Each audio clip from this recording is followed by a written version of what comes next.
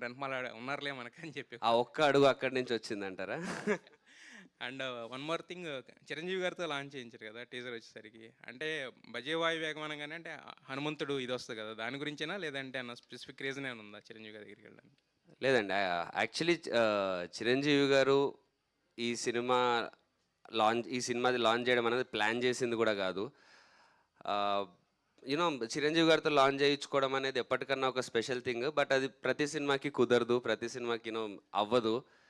But ఈ సినిమాకి అదే టైంకి ఆయన విశ్వంబర షూట్లో ఆంజనేయ స్వామి విగ్రహం ముందు ఆయన షూట్ చేస్తుండడం, అదే టైంకి మేము అడగడం, ఆయన ఇక్కడికే వచ్చేయండి ఇక్కడే చేస్తా అనడం, ఆయనే మాకు హనుమంతుడి బ్లెస్సింగ్స్తో, అంటే ఆంజనేయ స్వామి ఆయన ద్వారా వచ్చి మాకు బ్లెస్సింగ్స్ ఇచ్చినట్టు ఆయన మాకు ఆ టీజర్ లాంచ్ చేయడం, అక్కడి నుంచే మాకు తెలియని ఒక ఎనర్జీ వచ్చింది.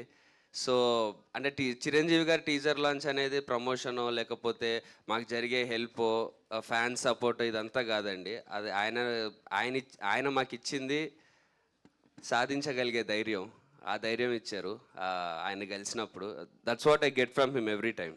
యా, అయితే యాక్చువల్గా ఇందాక మీరు ఒక మాట అన్నారు, చాలాసార్లు పడుతూ లెగిస్తూ అడుగులేసానని చెప్పి. బట్ మీరు పడినా లేచినా కూడా ఎక్కువ మంది మీరు కొత్త డైరెక్టర్స్కి అవకాశాలు ఇస్తూ వచ్చారు.